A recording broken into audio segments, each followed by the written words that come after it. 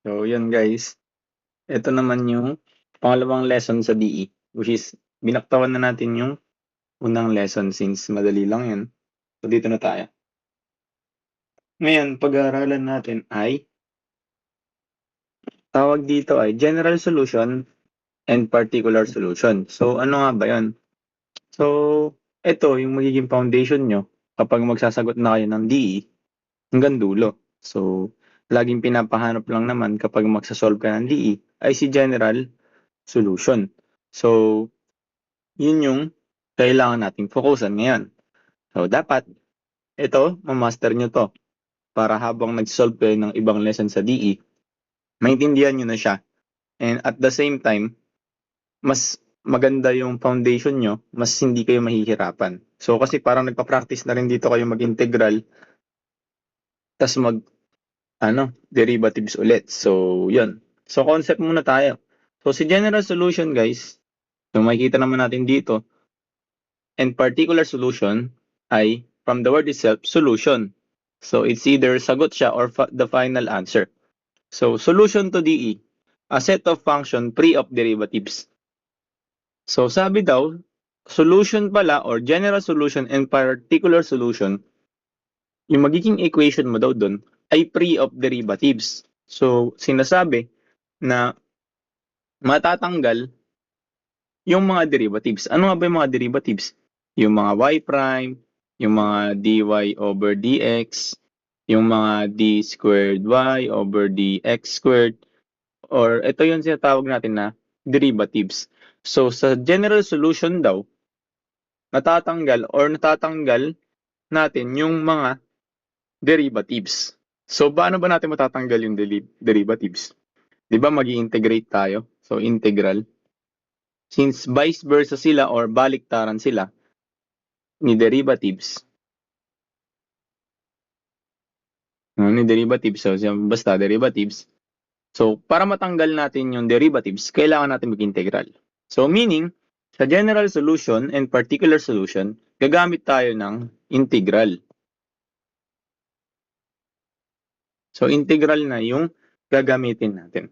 So, ano nga ba yung general solution para mas maintindihan natin mabuti? Ano nga ba yung itsura niya? Paano nga ba natin siya masasabi na general solution na siya?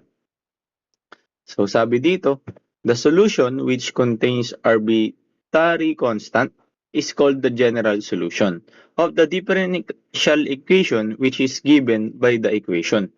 So, parang sinasabi lang dito na si general solution daw, magkakaroon ka na ng plus C or the arbitrary constant. Ito yung binabanggit.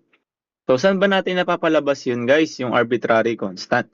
Since sa last video natin, itinuro doon kung paano mag-integral. So, binalikan natin konti yung integral. Di ba naglalagay tayo lagi sa dulo ng plus C? So, si plus C na yun, siya po yung sinasabi nating arbitrary constant. So, doon pala natin malalaman or masasabi na nakuha na natin yung general solution. So, proceed tayo. Pero take note, guys. Ang arbitrary constant, pwedeng maging ibang letter. So, usual letters yung mga pwedeng lumabas. Pwera na lang kung kay X, Y, Z, ganyan-ganyan. Madalas is A, B, C, D, E. Ito yung madalas ginagamit as constant para hindi kayo malito. So, ano nga ba yung process ng general solution or pag-solve sa general solution? Number 1, analyze mo muna kung ano nga ba yung kailangan mong atake doon sa sasagutan mo. So, tignan mo muna. So, kailangan guys, ma-practice nyo na agad kung paano nga ba magbasa ng equation, kung paano isipin na paghiwalayin yung di magkakamuka, pagsamahin yung magkakamuka. So, dapat malaman mo kung paano. So, tinalakay natin kung paano mag-manipulate ng equation. So, it's up to you na guys para i-enhance pa yung skills nyo doon. So, yun siya. Basta yung tinuro ko last time, magagamit yun lahat. So, practice ang kailangan. So, sumunod, pagsamahin ang magkakamukhang variable. Pag sinabing pagsamahin ang magkakamukhang variable, yung mga variable na katulad ng x, y, z, o katulad dito na iba na. Meron tayong theta, meron tayong t. So, naiiba-iba siya. So, paano nyo ba malalaman kung ano yung variable na ginagamit sa isang equation? Makikita mo naman dito may d theta, may dt, merong dy, merong dx. So meaning, si x, si y, sila yung variables. Dito naman si theta at si t, sila yung mga variables. So doon nyo siya malalaman guys. Tignan nyo muna yung dt, tas d theta or yung may mga ganito. So malalaman nyo rin dyan, kunyari, yan yung mga nakalagay. Tas merong nilagay dito na kunyari, plus z. Ayan, plus Z. So meaning, kung ito lang yung mga naka-D or may letter D, sila yung variable mo. And ito naman si constant. So may mga ganong scenario. So, tsaka natin yung tatakel. So for now, ganyan mag-analyze kung ano nga ba yung mga variable na ginagamit sa isang equation. Paano mo malalaman kung ano yung ginamit niya na variable. So mag-base ka dito sa mga nakasulat na yan. Since naiiba ka yan. Pero, maiba man yung variable mo, same process lang. O, tumunod, sabi, pagsamahin ng magkakamukhang variable and integrate mo na daw. So, once daw pala na napagsama mo na yung mga variable na magkakamukha, pwede mo na i-perform yung pag-i-integral. Bakit? Para lumabas si arbitrary constant, mai-eliminate natin yung derivatives and lalabas na yung solution to DE natin na free of derivatives. So, yun siya guys. So, yun yung pag-solve dito sa general solution. So, sumunod na concept, constant C is always constant and positive. Paano ba yun? Ano yun? So, may example tayo dito. Kunyari, ito na yung final answer mo, x squared plus 2x plus 3c. So, kung ganyan na pala yung final answer mo, mali yan. Bakit?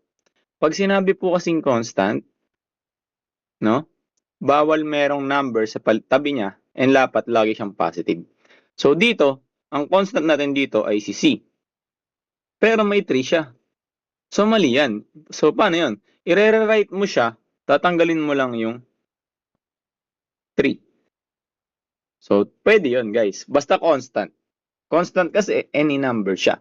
So hindi mo na kailangan na mag-multiply ng kahit anong number dyan since any number nga to.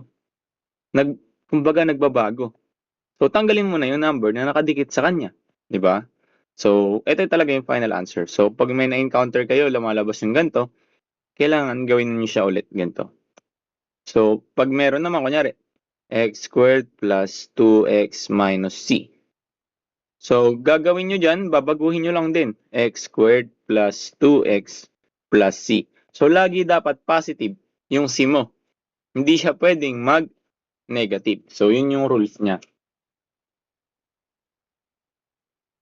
So, tandaan nyo lang yun. I-take nyo lang siya basta lagi plus C. Always plus C. Maapektuhan man siya. Kunyari, kailangan mo mag-multiply dito ng negative para mag-negative yung iba. Pag nag-multiply ka, negative x squared, negative 2x, negative 3c. Pero, kailangan mong baguhin to, yung part na yan. Always. So, magiging negative x squared, negative 2x plus c. Ito yung tamang sagot. So, ito yung pinaka-tamang sagot. So, ganun yung concept, guys. Kahit anong mangyari, magganyan-ganyan man yan, kailangan ang bagsak niya, ayusin nyo pa rin siya ng plus C lang. Yun yung gagawin nyo dapat palagi sa general solution. So, malaking tulong yan ha. Since yun yung pangpalito sa mga tanong nila sa DE. So, yan, dyan kayo malilito. So, may mga example tayo dito na inihanda para sa inyo. So, sasagutan natin to sa isa.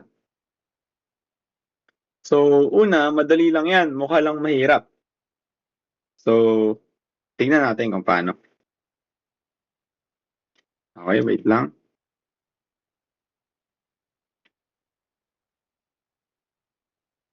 So, copy ko lang to guys.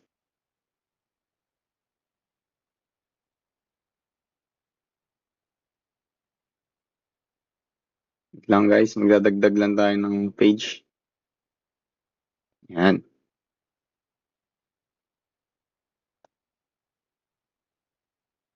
So, una nating sagutan ay ito.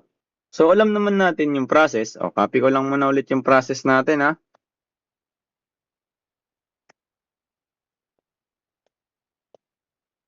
Uy, hindi na copy lang.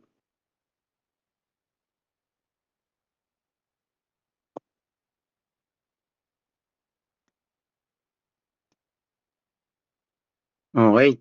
So, yan yung process on solving natin. Wait lang, guys. Isin ko lang mabuti.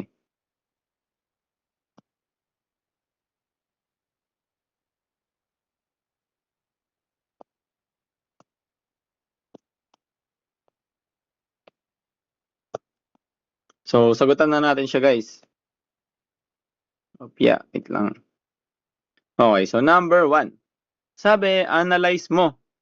So, kung i-analyze mo yan, tignan mo muna kung ano nga bang variable yung ginagamit nila para di kayo malito. Kasi baka malito kayo, mataranta na kayo dyan.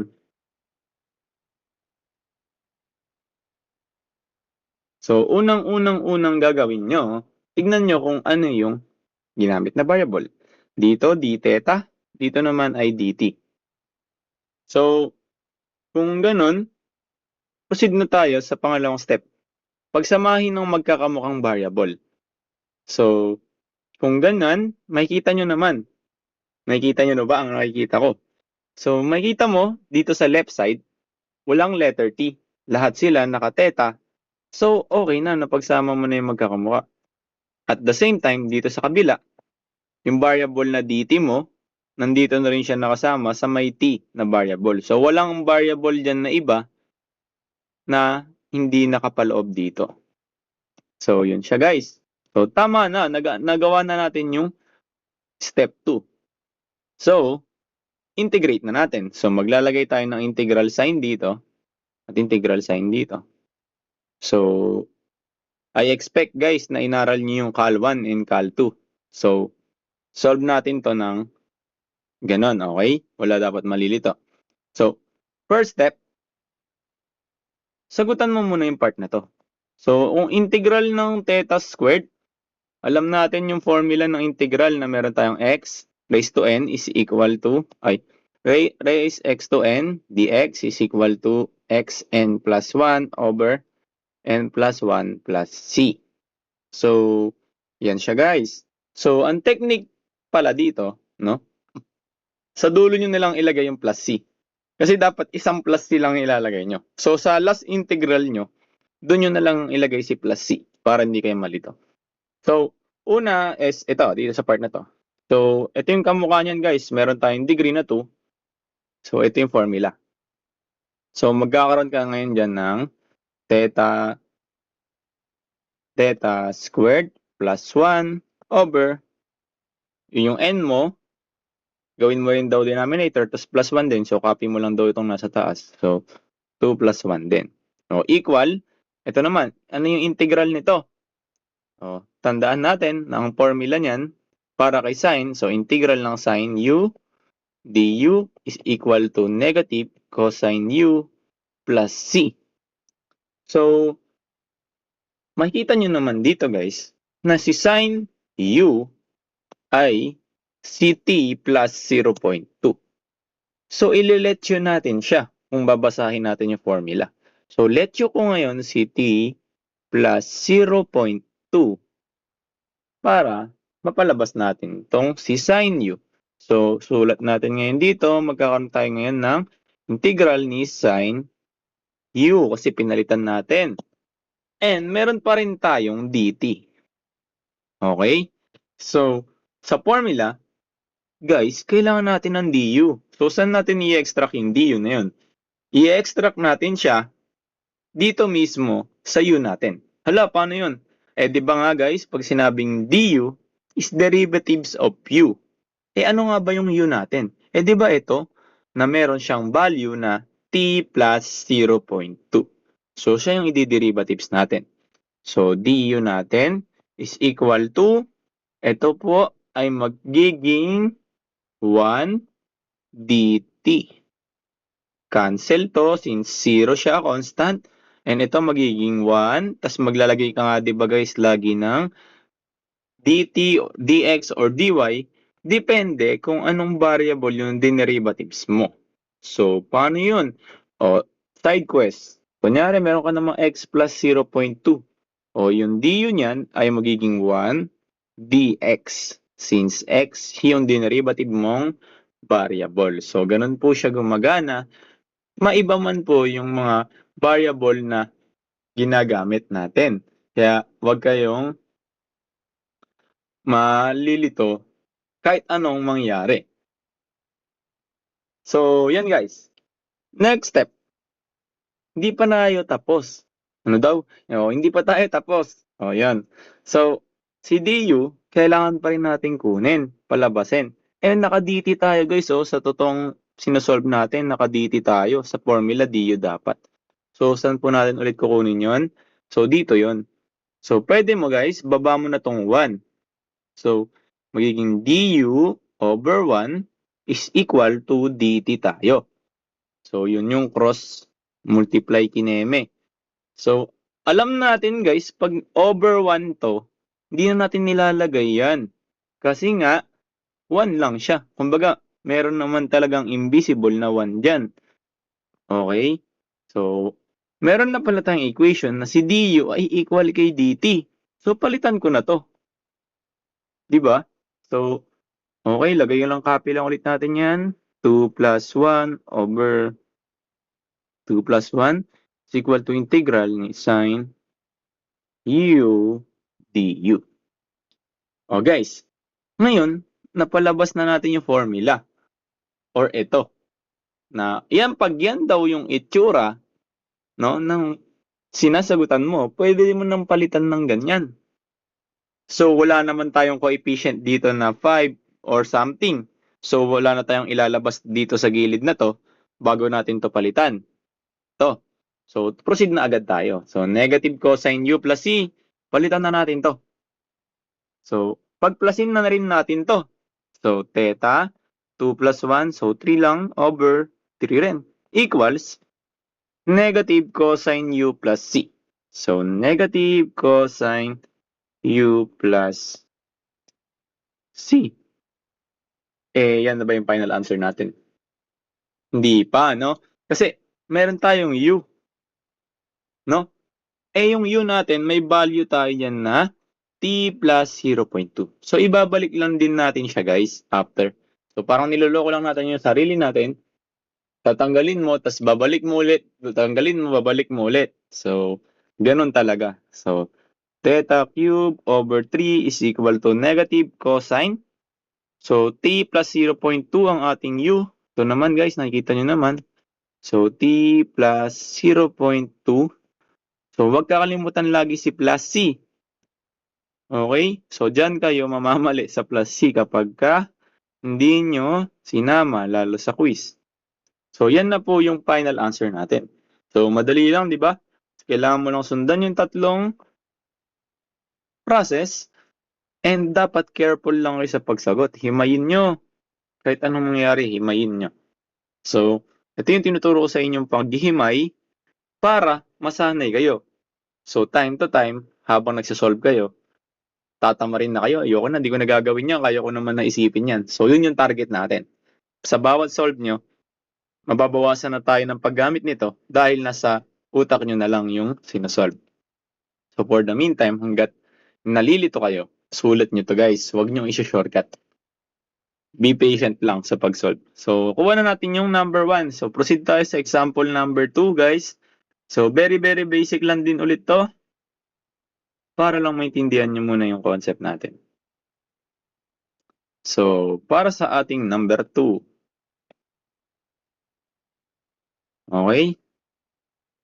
Wait lang. Ayusin ko lang muna to guys para pag sinend ko sa inyo, malinis na. Nasama. Wait lang. Okay.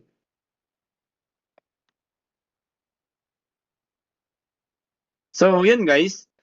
Number 2.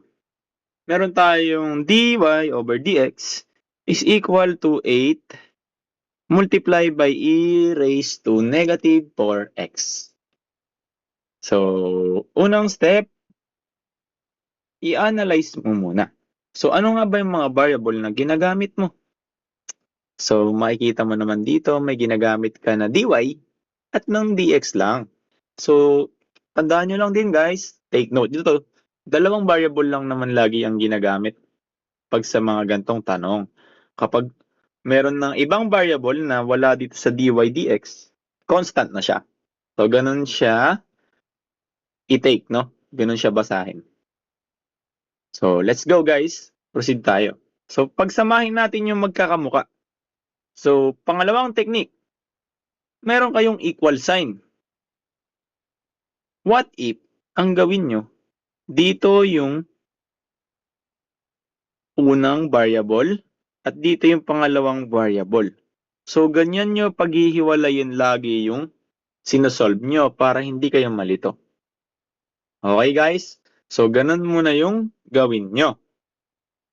So, pangalawang rule, si dx, dapat kasama siya sa lahat lang ng merong x na variable. And si y, dapat kadikit niya lang si dy. So, ito dapat lagi yung ayos nyo. Pwede yang maging dx over x, dy over y, depende. Basta, sa side na to, or sa left side, nandun lahat ng variable na magkakamuka, and sa right side, nandun lahat yung variable na magkakamuka. So, apply nyo pa rin talaga guys yung cross multiply, kasi baka gawin nyo, galing ka dito sa baba, kunyari may x ka dyan, may y ka dyan sa baba, wait lang, sorry. Kunyari, meron kang x dito, dy. Kunyari, ganyan. Kailangan magkamukha yung nasa side, di ba? Itong nasa left side at nandun lahat ng magkamukha. Ay, baka ilagay nyo x dx dy. Mali yan, guys. Bakit? Di ba laging pa-cross lang ang daanan? So, dapat dx over x equals to dy pa rin. So, ganun siya, guys. Apply nyo yung mga tinuro ko last time. So, gets? So, gets na yan. So, tanong lang din kayo kapag may nalilito doon. Pero yun lang po talaga yung concept doon. Okay, sagutan natin to. So, si dy, nasa right side, nasa left side siya. So, nasa left side na siya. Ngayon, mapapansin mo dito sa may right side naman natin dito, puro x lang. Kaso si dx nandito, colorum siya, colorum. So ang daanan nga natin, pa letter x lang. So, aakyat na lang doon si dy sa taas. Iakyat nyo. So, magkakaroon ka ngayon ng dy is equal to 8e raised to negative 4x dx. O bang, nahiwalay nyo na. So, integral na agad yan. Ayun, no? Sabi sa step 3, integrate mo na. So, gawin mo na agad yon. So, integrate mo yan. So, paano ba i-integrate to? May dy. Ano i-integrate ko dyan? O, di ba kapag constant is, ang constant sa integral, o kunyari may constant ka na 2 dx. So, para ma-integrate mo yan, makakancel lang yung ahas na yan at yung letter d, magkakaroon ka ng 2x. So, ganun siya tumatakbo guys. O kunyari, integral ni 1, or wala, hindi na natin nilagay ni 1, invisible na lang. So, cancel mo lang yung ahas, tas yung letter d, magkakaroon ka ng sagot na x. So, ganun siya guys, isolve pagka constant. O, may constant ka dito. So, yung constant na yan is 1, invisible only. So, integrate mo na, cancel mo na lang yung ahas na tas yung letter D. So, may matitira kang y. So, meron ka ng sagot agad na y is equal to integration naman ito. So, di ba? Ang alam natin na rules sa integral, napansin nyo naman kanina guys sa ibang video, inilalabas muna natin yung coefficient para hindi kayo mahirapan mag-integrate. Since naka-multiply naman siya dito, so pwede mo muna siyang igilid. So, igilid ko muna and ilagay ko yung ahas dito, tas e raised to negative 4x dx na lang yung integrate ko. So, yun siya guys. So, next one, solve na natin yung e raised to negative 4x. So, bago yan, sulat natin yung formula niya. So, diyan, meron tayong formula na integral ng EU du is equal to EU plus C. Okay? So, solve natin yan. So, pakikabisado lang to. And bang, alam nyo na agad yan. O, alam naman natin yung concept kapag ka ganyan na, uy, meron ka ng EU. Mabilis na makuha yan. Saan? E raised to U. O ano ba yung dito, naka-raise? O, E raised to negative 4x. So, si negative 4x pala ay si U. So, yun. So, U is equal to negative 4x na. Okay, unang step na yun, nakuha na natin yung kailangan. Kaso nga, may DU ka. Kailangan mo palabasin si DU. Saan mo ulit kukunin yan, guys? Di-derivatives mo yung U, which is negative 4x. So, ang derivatives po niyan, so du is equal to negative 4 dx. Since, guys, ito magiging 1 na lang, and nag-derivative ka ng x, so maglagay ka ng dx sa gilid niya. So, yun po yun. Laging paulit-ulit. Ganun po. So, anong next step kayang gagawin natin eh? So, next step. Kailangan mapalitan natin to ng EU du. So, nagawa na natin sa EU yon. So, ayusin lang natin. So, y is equal to 8 integral ni EU dx. Hala sir, saan mo makakuha yan sir? Yung dx. So, eto lang ulit yun, di ba? Na-extract na natin yan eh. So, may daanan nga ka ulit dyan na pa x. So, may daanan ka ulit na pa x dyan. O padaanin mo na lang si negative 4 dito sa baba. Mapunta siya sa over ni du. So, magkakaroon ka daw pala dyan ng bagong value. So, makuha mo yung value ni dx. So, magiging du over negative 4 dx. O, di ba? Di nakuha mo na yung value ni dx. Kasi ibig sabihin, si dx daw, equal yung value niya sa du over negative 4. So, pwede mong palitan ngayon si dx. Papalitan natin. So, y is equal to 8 integral ni EU. So, dx is equal to du over negative 4. Paano yan guys? Kailangan EU du lang. So, ito na yun. Ito yung kailangan nyo rin tandaan. Pwede nyo naman po ilabas yung coefficient niyan. Di ba itong yung du over negative 4, may nakamultiply lang naman dyan yung 1 over 4 na negative 1 over 4 multiply by du. Kumbaga, itong value na to, yung itsura na yan, same lang yan dito. Di ilabas ko muna yon. So, magiging y is equal to 8 multiply by 1 over negative 4 integral ni EU du. Di kamukha na niya guys. Kamukha na niya. Oops. Ayan kamukha na niya guys. Pwede ko na palitan agad dito. So, ganun siya guys. Basic. So, y is equal to, para hindi na kayo malito, simplify nyo na to. 8 multiply by 1 over negative 4. So, 8 over negative 4. Ano ba yan? Paano ma-factor out? Simple lang yan. Negative 4 daw divided by 8. Di ba 2 yan? 2.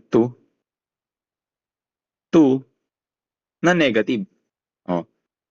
Tingnan nyo kung paano mangyayari. So, 2, so 8. Di ba laging minus yung part na yan? So, negative 8. So, dapat, ang magiging sagot mo dito, negative. Para maging positive dito, and multiply mo siya sa negative. So, magkakaroon ka ng 0. So, negative 2 ang sagot. So, di ba guys, naturo ko naman sa inyo kapag multiplication, multiplication, tapos division, ito lang ang rules dyan. Kapag same sign, positive. Kapag opposite sign yung dalawa, negative. Makita nyo naman guys dito, si 8, tas si negative 4, opposite sign. So, magiging negative 2 yung sagot natin. So, tandaan nyo lang to guys, yung rules na to. Yan, rules natin yan dyan. Palitin ko na lang Basta tingnan nyo na lang dyan, boy. Okay? So, magkakaroon ka ng negative 2 dyan. So, burahin ko na to siguro, no? Burahin ko na. Gawin ko na agad negative 2. Oops. Nakuha na natin yan. Ito na lang. Di ba napalabas na natin yung itsura niya, no? Palitan na lang natin nun. So, multiply by EU plus C. Naka-multiply yan guys, naka-multiply yan. Di magiging Y is equal to negative 2 EU minus 2C. May rules tayo kanina. Bawal magkaganto sa constant. Anong laging papalit natin? Plus C always. So, Y is equal to negative 2 EU plus C. Papalitan natin siya. Pero hindi pa yan yung final answer natin. Kailangan yung U na yan, palitan nyo rin ng U kanina.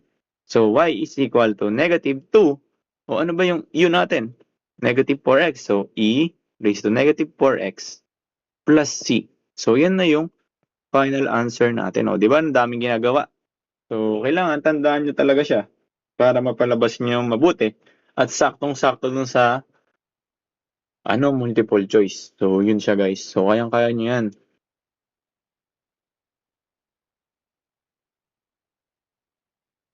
So, next one tayo.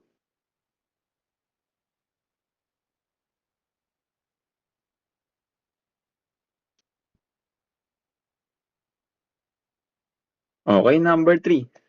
Ito. Guys, okay lang. Dito na lang, no? Iano ko na lang. Guhitan ko na lang to.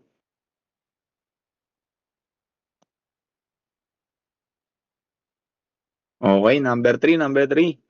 So, ito. Kita-kita naman natin kung anong pwedeng gawin, di ba? So, una, analyze mo. Ano ba yung variable na ginagamit dyan? Boss, y lang naman tapos x. Kasi merong dy tas dx. Tama. Dalawa, x and y lang. Alam na natin. Na pangalawang step, pagsamahin mo yung magkakamukha. Paano yan, boss? Di, maglagay ka ulit ng x dyan, tas padaanin mo na lang. Doon mo padaanin. So, magkakaroon ka ng dy, dy, ngayon, si x squared plus x, padaanin mo na sa baba. Since hindi naman yung side na to, nandun na yung dy. So, pag ganunin mo na, padaanin mo ng ganun. So, equals sa 3dx over x squared plus x. Yan. So, tama na yan. So, ito lang guys ang rules dyan. Bakit po hindi pwedeng x squared plus x over dx is equal to 3 over dy? So, bawal yan guys. Kasi, walang derivatives dyan. Mahirapan kayo. May integral. So, as much as possible, gayahin nyo to. Si dy nandito sa numerator at si dx palagi. So, ganun siya. So, wag nyo tong gagawin x to.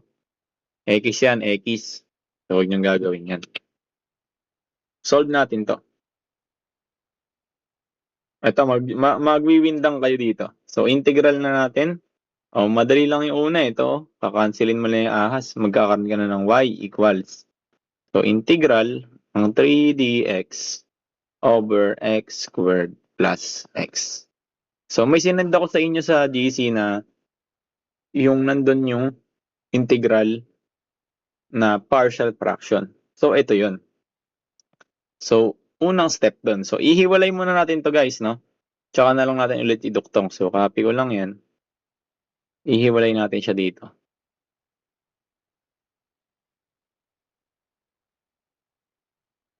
So, dito, perform partial fraction integral. So, kailangan natin to since pag ganito, pag nakakita kayo ng ganyan, matik, ganito na yon.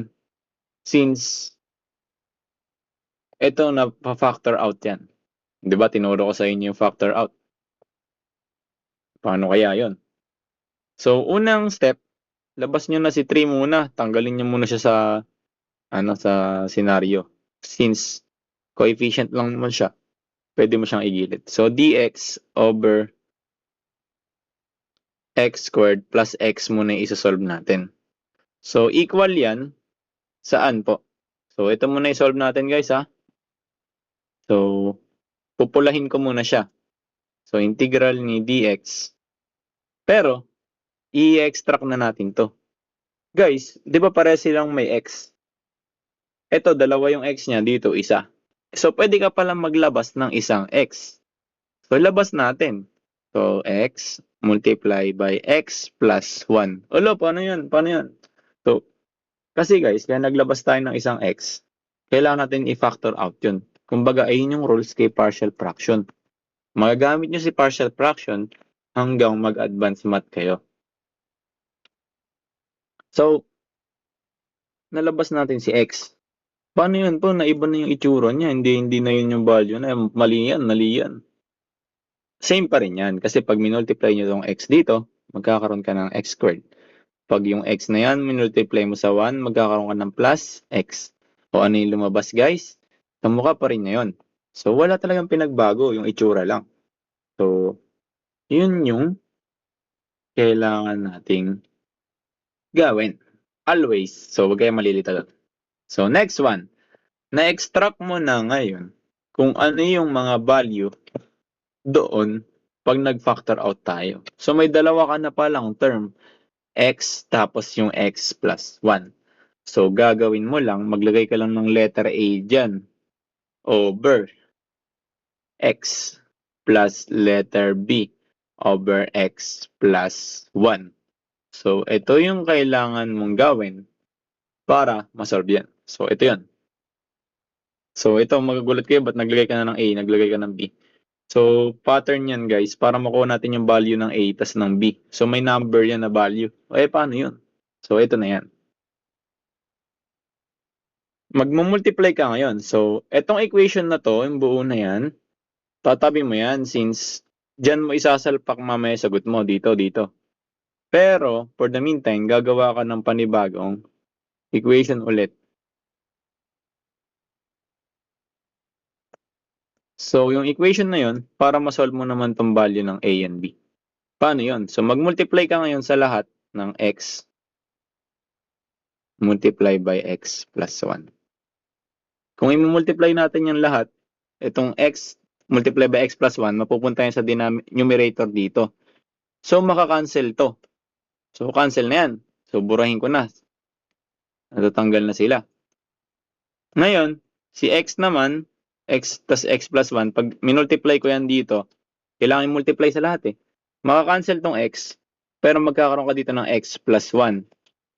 So, ayusin ko na. So, dx is equal to ax plus 1.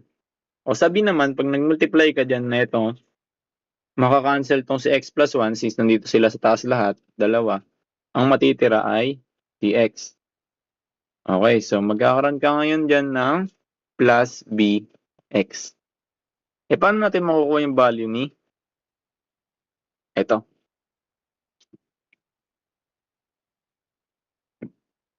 So, sulat muna natin yan. O, a multiply by x, yan, plus a. So, distribute lang natin isa-isa. Plus bx. So, ano yung value na matitira dito? Di ba may 1 ka dyan na invisible lagi? Hindi naman pwedeng 0 yan. So, makakancel yung dx pag 0 yan. So, may 1 ka dyan na invisible. So, yun yung kopyahin mo lang. 1. Ngayon, isip ka ng value na kapag minultiply mo, isip ka ng value ng x. So, isip ka ng value ng x na kapag sinubstitute mo dito, may lalabas na value from A or sa B. O may makukuha kang value. So, ako, naiisip ko, what if, gamit ako ng x is equal to 0. So, kung x is equal to 0, sinubstitute ko muna dito, ano yung lalabas? Makakancel yan, di ba? So, ang matitira is 1 is equal to A. So, yun na yung una kong sagot. So, dito ko na lang siya isulat. 1 is equal to A multiplied by 0 plus A plus B multiplied by 0. So, cancel. So, A is equal to 1. So, yung A pala natin ay equal to 1. So, may sagot na tayong una sa A. So, paano naman yung sa B? So, kopyahin mo lang ngayon yung A at salpak mo ulit dito. So, 1 is equal to A multiplied by 1 plus multiply 1 ulit. Plus, isip ka ngayon ng value ni X na hindi mo magsi-0 si B. So, syempre, di ba 1 na lang? O, 1. So, di B multiply by 1, so B pa rin. So, magiging, ano yan? O, may A ka pa dito. O, gawin mo na ring 1 yan. Okay? So, magkakaroon ka ngayon ng, so ito 1 times 1 is 1 plus 1. So, magiging 1 is equal to 2 plus B. Kung ililipat ko tong 2 sa kabila para makuha yung value ni B, magkakaroon ako ng 1 minus 2. So, B is equal to negative 1. So, nakuha na natin yung value ni A and B na kailangan natin. So, yan na yun. Nakuha na natin, guys. Ngayon, babalik na ulit tayo dito. Tsaka pa lang ulit tayo mag-i-integral. So, yun talaga siya. So, alam natin si A ay equal sa 1, si B is equal to negative 1. So, magkakaroon ka ngayon ng So, 3 integral ng 3 multiply by integral ng A over X plus B over X plus 1. So, saan galing yung 3? Ito yun guys, yung nilabas natin. Di ba itong part na to, napalitan na siya nito. So, yun, kaya naging ganyan na yun. Kumbaga, itong part na to, kinopya ko lang. Tas itong part na tong may integral, pinalitan ko na siya nito since ayun yung bago nating equation para dun. So, palitan lang natin ulit ng value. So, 3 multiply by integral ng, yung A is 1, so 1 over X plus integral ng negative 1 over X plus 1 para sa B. So, ano to? May kita nyo naman. So, ano yung kulang natin? May kulang tayo, yun yung dx. Okay? Paano natin malalaman kung maglalagay tayo? Kapag ka mag-integral ka naman, lagi na yan, matik na yan may dx kung wala man lang nakalagay. Kumbaga, ikaw na maglalagay. Ayun ito naman yun. So, yan. So, pag ganyan, nakita nyo, yung sinagutan natin sa calculus 2, tawag dyan is logarithmic. Yung integral ng du over u is equal to ln u plus c. So, ito yung formula. Kailangan maging kamukha niyan. Since si du mo or si dx mo nasa taas, tas yung mga u mo nasa baba, ito na agad yung gagawitin mo. Pero hindi basta-basta yon. So, kailangan magliletyo ka. So, alisin ko lang yung formula na to dito. Palitin ko na lang. Dito. Ayan. Ngayon, ito munang part na to. Pag niletyo ko si x, ang du agad niyan ay dx na, di ba? Derivatives lang eh. So, meron ka na agad dito sa part na to. So, ayusin ko na. So, 3 is equal, ay multiply by integral ng du over u. So, plus, ito naman part na to. So, may negative 1 ka. So, copy mo lang muna yung integral ng negative 1. So, yung ito lang ang kailangan mong baguhin. O ngayon, let you mo ngayon naman dyan si x plus 1. So, itong buo na to, i-let you mo. So, si du mo dyan ay dx pa rin. So, tama yung naging let you mo kapag kaganyan. Pag kaya may extra yung dx. Pero kapag may butal yan, kunyari nagkaroon ka ng x, dx dyan, di pwede yun. Kasi dapat may makakancel ka doon or it's either dapat walang butal. Kailangan may makakancel ka. So, magkakaroon ka ngayon dyan ng u. And yung du mo nga, equal na kay dx. So, du na agad dyan. So, nakuha mo na yung pattern natin sa formula. So, palitan mo na. Final answer natin is 3 multiply by, dito sa part na to, ln u plus c agad yan. So, ln, ano yung u natin dito sa part na to? X, di ba? So, x plus, mamaya ka na mag-plus c sa dulo lagi. Ito naman, sa integral na to, Kaso hindi na tayo magiging plus. Bakit po? Yung negative na yan, multiply mo dito sa plus, magiging negative ka na dito. Tas ln ulit, ito naman, si x plus 1. So, x plus 1. So, wag natin kalimutan si plus c. So, kung ibabalik natin siya dito sa y, kasi ito nga naman yung sinolve natin, lagay natin siya. So, for the final answer, y is equal to 3 multiplied by ln x plus ln x plus 1 plus c. So, pwede na ito yung sagot natin. Pero at the same time, kailangan natin itong i-distribute. So, i-distribute natin. Oh, wait lang guys. Negative to Negative yan. Yan. So, negative yun, negative. So, distribute natin si 3 dyan, dyan, dyan, tas dito. Y is equal to 3 ln x minus 3 ln x plus 1 plus 3c. So, si 3c, bawal yan. So, burahin ko na agad si 3. Plus c lang dapat. Okay? So, yun siya. So, pwedeng guys, ito na yung sagot. Pwedeng ito na yung sagot. Pero, meron tayong tinatawag na natural logarithms. Ito yun, no? Natural logarithms na yan. So, screenshot ko yan. Copy ko na lang ulit. Okay? Lagay natin dun. Para lang makita nyo. So, apply natin si natural logarithms. Kapag daw pala nag-minus ka, no?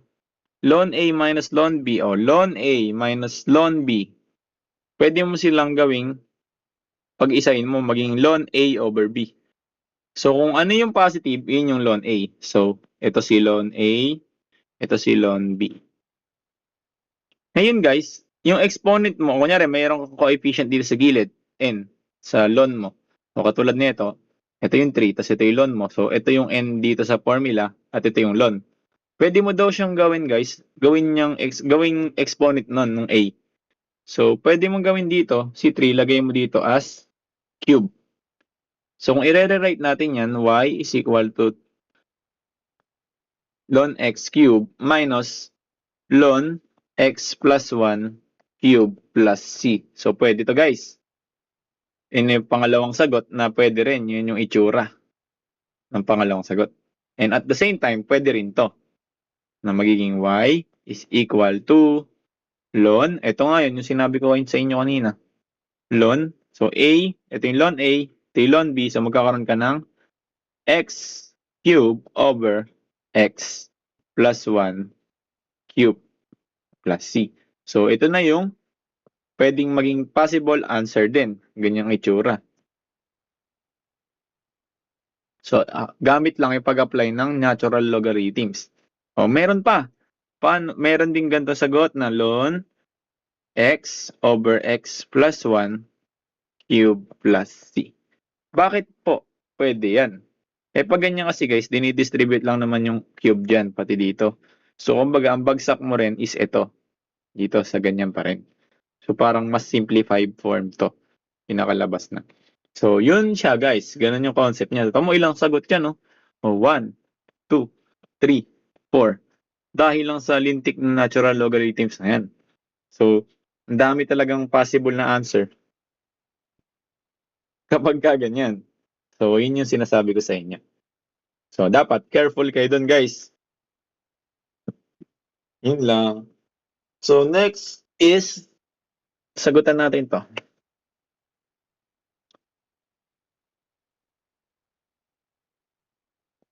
Si number 4.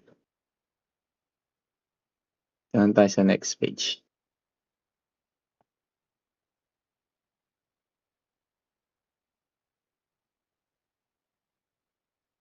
So, yan ang ating pangalawang sasagutan. Ay, pang-apat.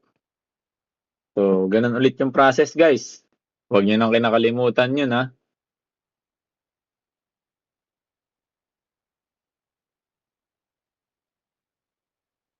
So, next one, ito. So, pagsamahin ang magkakamuka. O, analyze muna natin, syempre. So, meron kang dx, meron kang dy. So, yun yung variable na gagamitin mo. So, pagsamahin natin yung magkakamuka. Oh, paano yan boss? Nakapagsama naman na yung magkakamukha. So, pwede mo nang i-integrate dyan kung magkasama na agad na ganyan.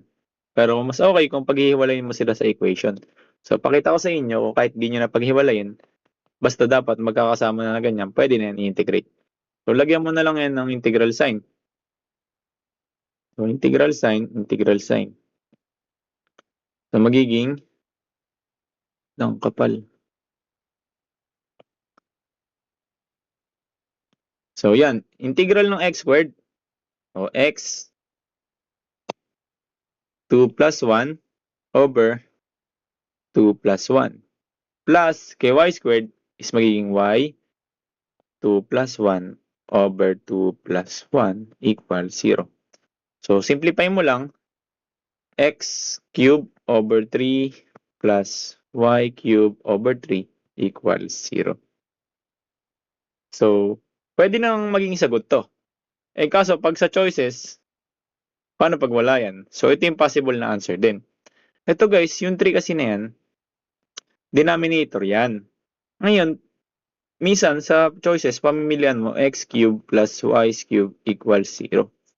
Ito yung pamimilian mo. Paano mo gagawin ganyan yan? So, pwede ka kasi ganyan guys. 0 naman yung kabila, since nilagay naman dito 0 sa tanong. Pwede ka mag-multiply ngayon dyan sa kanilang lahat ng 3. So, ganito yung concept. X cube over 3 plus y cube over 3 equals 0. Multiply ka ngayon dyan ng 3 sa numerator. Bakit? Para makancel yung denominator dito. So, cancel yan. Cancel yan. So, multiply mo yung 3 dito. 0. So, 0 pa rin. So, ano yung magiging sagot mo dyan pag naggawa mo yan? Magiging x cube plus y cube equals 0. So, ito yung tamang sagot na isa. So, ayun guys, oh, napalabas natin. So, ayun yung mga key concept na kailangan yung tandaan sa general solution. Tama yung sagot mo. Ayun, oh, tama yung sagot mo. Pero hindi mo kaya mag-simplify. So, mali ka na agad. So, ganun yun. Ito yung mga possible scenario. Tandaan nyo lang yun, yung concept na yun. Ma-apply nyo siya sa lahat. Kung ano yung ginawa ko dito na pwede pala yun, yung magmumultiply ka. So, balancing. Pumasok yung balancing ng equation. Basta i-multiply mo sa buong equation, tama yun. Wag lang dito sa isa. Dito, nag-multiply naman tayo. Kaso guys, pag multiply mo, 0 talaga. So, 0 pa rin nilagay natin. Okay, so example 5 tayo.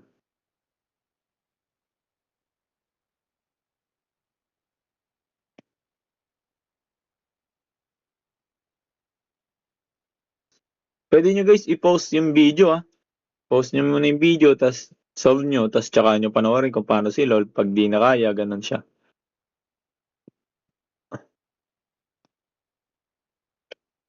So, number 5, ito. So, kita mo naman yung variable natin, x and y pa rin. Pero magkahiwalay sila. Pansinin mo. Si y minus 1 nandito sa katabi ni dx. And si x naman, katabi ni dy. So, hindi sila magkasama. So, pagsamahin natin yung magkakamuka. Paano po yun? O, ilipat mo muna ngayon to sa kabila. Transpose mo. So, magkakaroon ka dyan ng y minus 1 multiplied by dx is equal to negative x dy.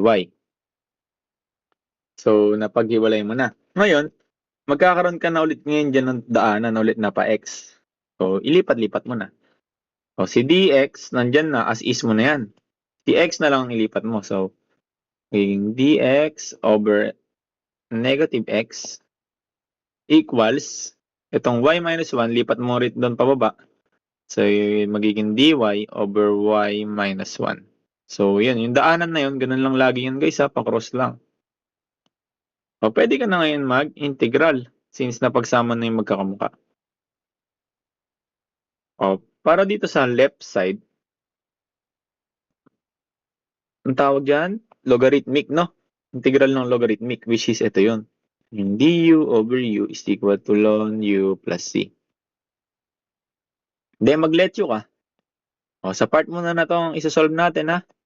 So, let u mo ngayon. Let u mo ngayon si negative x. So, yung du mo ay negative equals to negative dx.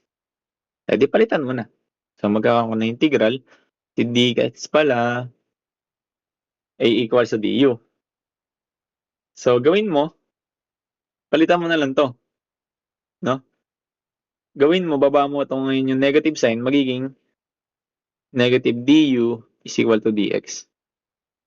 Ang magiging, excuse me, magiging sagot. So, palitan mo ngayon si dx, negative du over yung negative x ay itong u. So, yan. U.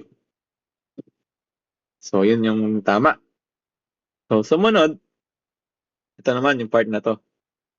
O, mag-i-equal ngayon yan, no? Ganun din, magletyo ka.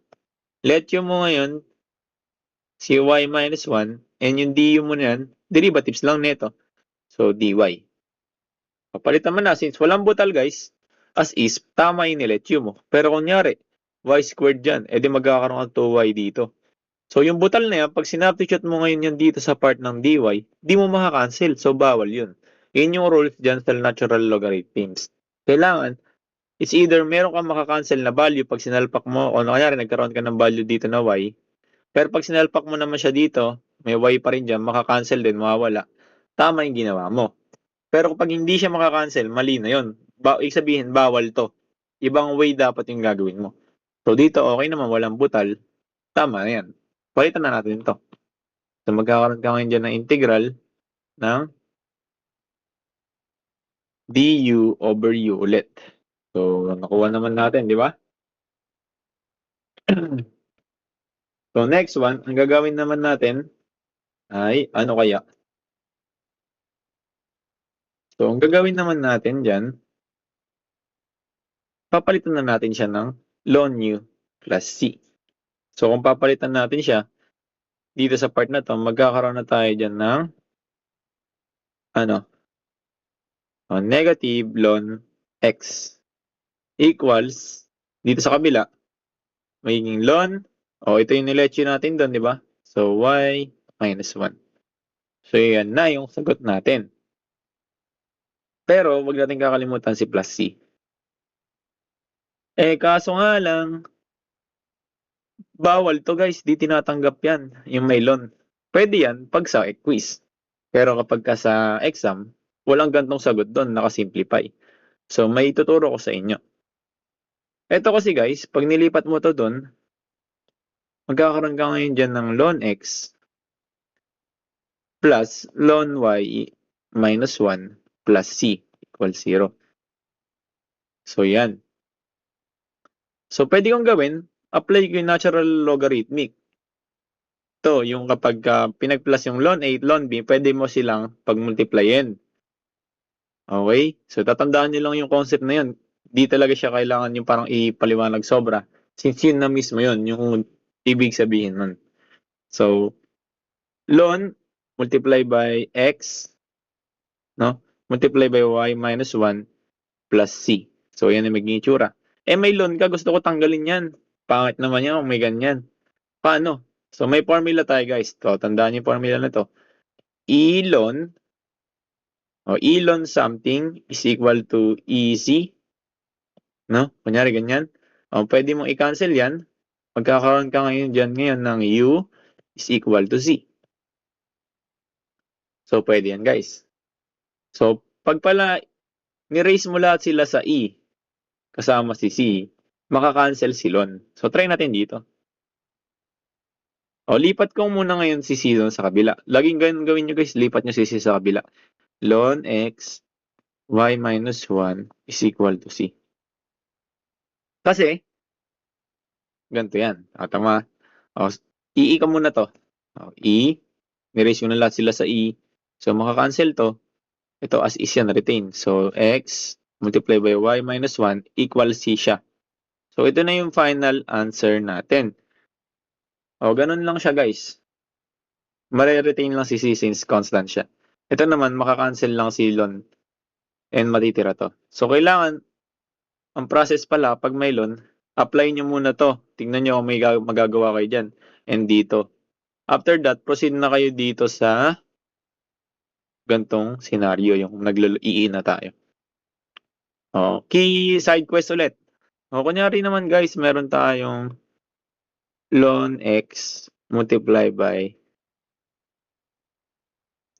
multiply by x plus c. Pag nag-e tayo dyan, maka-cancel to. So, magkakatitira ka ng x. Pero dito, madidistribute yung e. So, magkakaroon ka ng e raised to x. Tapos, di ba ito magiging easy rin yan?